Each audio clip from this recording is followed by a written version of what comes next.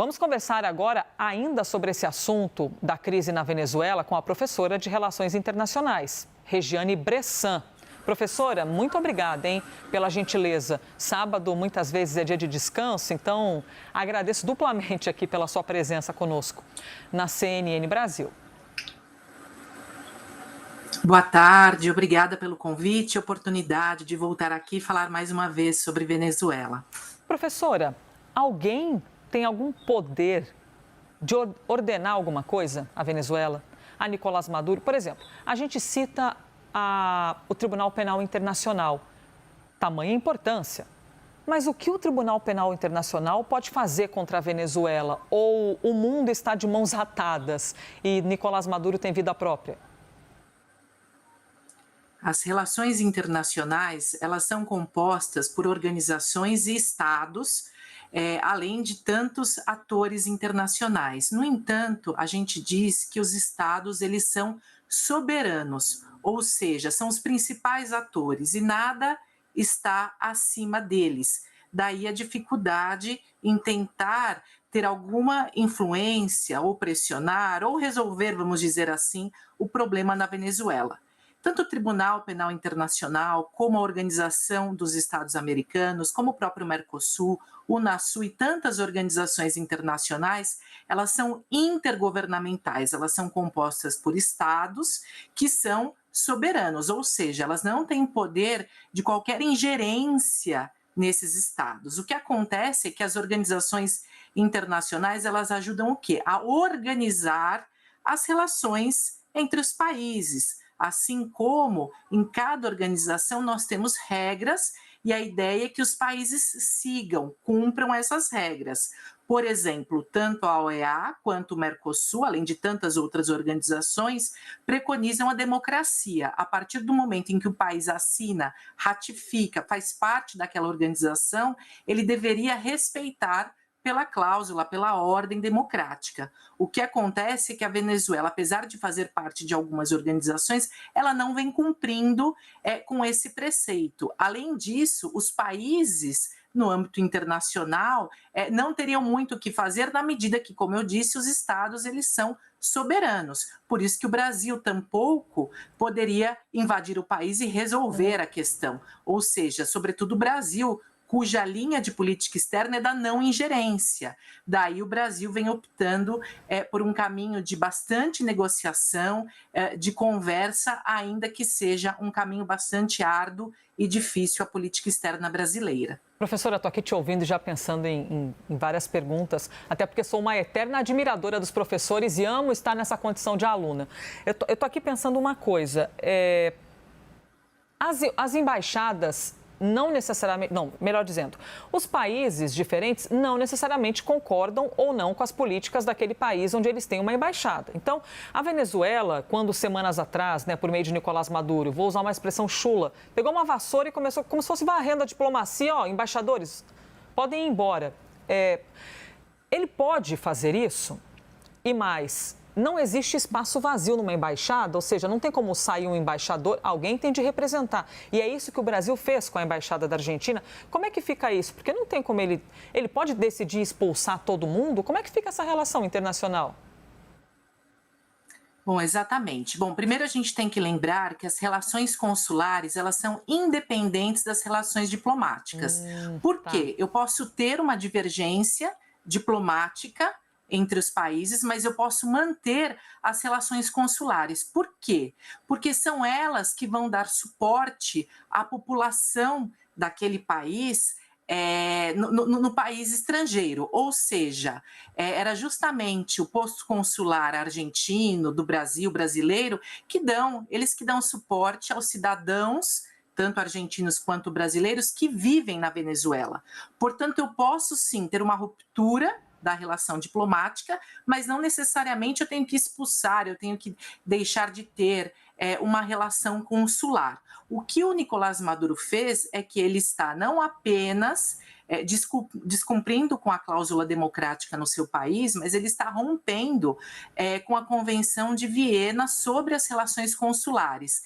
Essa convenção ela foi assinada em 1963 e ela está no âmbito do direito internacional organizando o direito desses postos consulares. Aliás, o fato de ele expulsar representantes argentinos mais do que demonstra o seu descaso, a sua ruptura às instituições democráticas. Naquele momento, o que o Brasil fez? O Brasil assumiu a responsabilidade do posto consular argentino. Isso não foi apenas um aceno diplomático para a Argentina, isso está previsto dentro do Mercosul, quando nós temos o Estatuto da Cidadania do Mercosul, que obriga os países do bloco a prestarem ajuda diplomática, ajuda consular, quando um dos países do Mercosul não tiver uma representação naquele país estrangeiro, entende? Então, o Brasil, ele acenou que faria isso, fez muito bem e passou a cuidar do espaço argentino na Venezuela.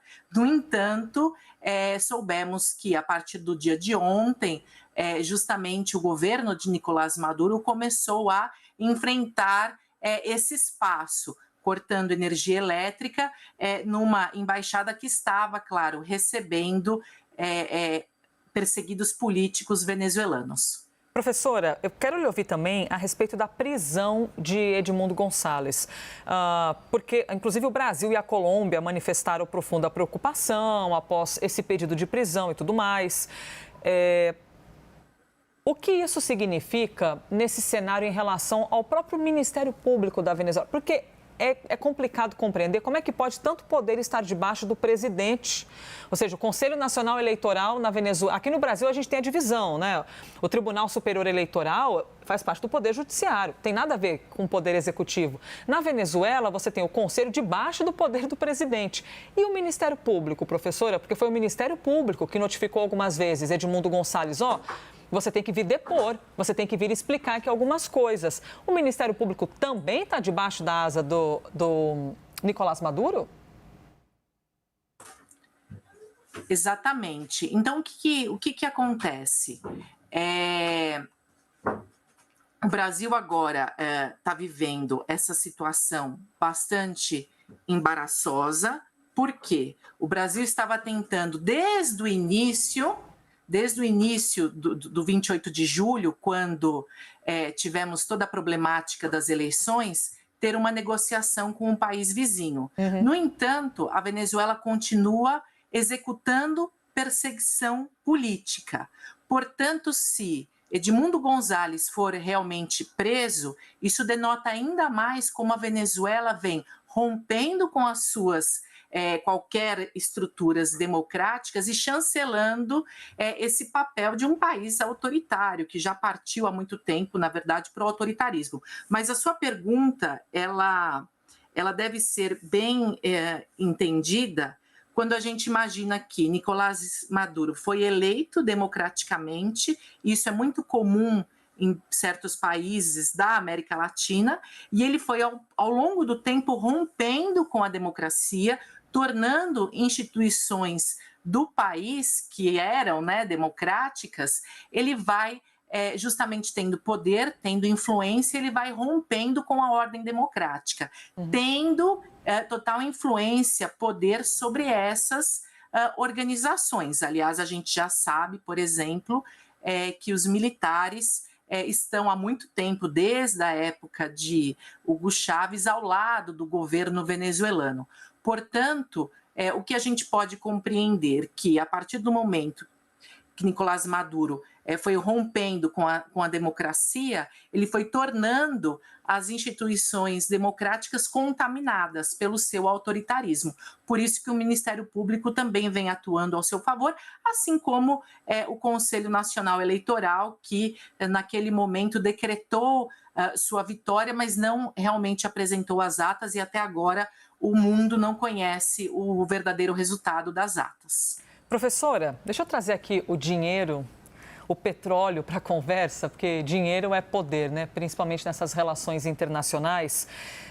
Se a Venezuela não tivesse essa fartura de petróleo, nós estaríamos olhando, nós quando eu digo o mundo, os Estados Unidos, os interesses internacionais, será que estariam olhando com tanta ênfase para o que acontece na Venezuela? Você tocou num dos pontos mais importantes para a gente entender por que o governo venezuelano optou por esse caminho. A riqueza do petróleo e o país ser tão dependente de uma única riqueza, e essa é uma crítica que a gente faz à Venezuela, que não conseguiu se industrializar, não conseguiu diversificar a sua economia e continuou tão dependente dessa matéria-prima, fez com que tanto o governo venezuelano fosse se tornando autoritário na medida em que ele já detinha todo o controle da exploração e venda do petróleo, mas, ao mesmo tempo, a gente não pode negar que existe uma comunidade internacional que, antes de tudo, está preocupada com o acesso a esse petróleo.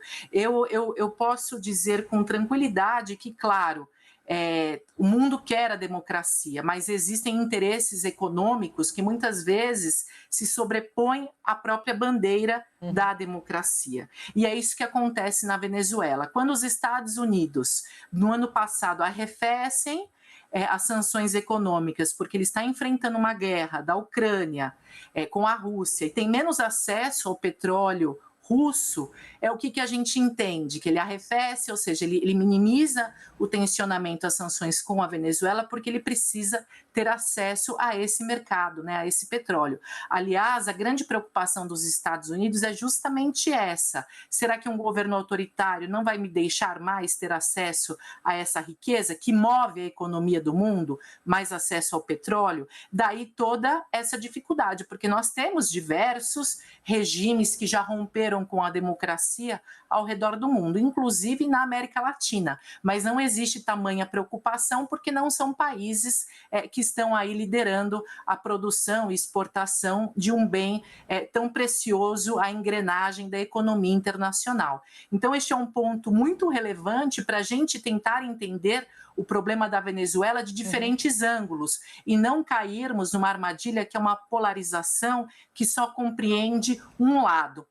Além disso, o Brasil, quando opta por ter um caminho de negociação e tentativa de influência, ele não está poupando exatamente o governo de Nicolás Maduro. Ele está tentando poupar a população venezuelana que vai cada vez mais pagar caro por essas sanções econômicas que a Venezuela deve sofrer cada vez mais. Ou seja, na medida em que a situação está assim no país, Nicolás Maduro não revela as atas, ameaça prender Edmundo González, talvez o faça, as sanções econômicas só devem aumentar. E quem vai pagar esse preço tão alto é a população venezuelana que está refém dessa situação.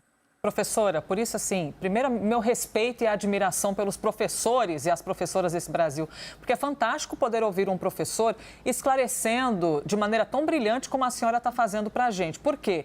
No noticiário, muito a gente vai ver, e na rede social, a polarização, a pobreza, os países oferecendo asilo, se eu não me engano, ali está em média de 7 milhões de venezuelanos que já saíram do país à procura de ajuda. Então, a gente tem o micro da coisa, que de micro não tem nada, porque o sofrimento humano é o mais aterrorizante disso tudo. Mas a questão macro, o interesse econômico em cima da Venezuela. E que é isso que possivelmente, professora, dá segurança para Nicolás Maduro meio que fazer o que bem entende, porque ele está muito ali também embasado nesse poder gigante que ele tem por causa do petróleo. Exatamente, ou seja, o Nicolás Maduro ele está amparado primeiramente pelos militares que já demonstraram lealdade a ele nessa eleição, aliás, Diosdado Cabello, que na época foi um dos sucessores do Hugo Chávez. Quando o Hugo Chávez faleceu em 5 de março de 2013, a gente não sabia quem iria suceder ele naquele momento. E havia duas pessoas, haviam duas personalidades, Nicolás Maduro e Diosdado Cabello. No final, Nicolás Maduro, por ser motorista de ônibus, ele teria mais condições de popularidade, então ele foi o nome eleito. No entanto, Diosdado Cabello nunca deixou de ter posições estratégicas dentro do funcionamento do governo venezuelano. Além disso, então, a primeira força que Nicolás Maduro tem é justamente os militares. A segunda é ter toda a influência, todo o domínio da exploração e exportação do petróleo. Lembrando que a Venezuela é um dos maiores produtores, exploradores de petróleo no mundo. E numa terceira frente, nós temos as próprias instituições. Afinal, como eu já expliquei, ele foi rompendo com a democracia e foi contaminando essas instituições. Então, ele detém o domínio sobre elas e daí fica tão difícil para a própria população e oposição querer tirá-lo do poder. Além disso, a gente sabe que a própria oposição, além de perseguição, ela ficou muito desmobilizada ao longo do governo de Hugo Chávez, sobretudo, e também de Nicolás Maduro. Nós temos Maria Corina Machado, que é uma figura que desponta entre a oposição, que já buscou bastante apoio internacional e que também tem os seus interesses econômicos na Venezuela. Por isso que a situação do país é tão difícil, por isso que a política externa brasileira vem se posicionando no sentido de tentar resolver o problema com negociação e não tornar o problema ainda maior, mais amargo e mais difícil à sociedade venezuelana. Professora de Relações Internacionais que conversou conosco, Regiane Bressan, até acho que antes eu disse errado Bressani, mas me corrijo aqui se tiver dito. Professora, obrigada demais, assim, ouvir professores é sempre ótimo. Muito obrigada. Eu fico à disposição e até uma próxima. Obrigada.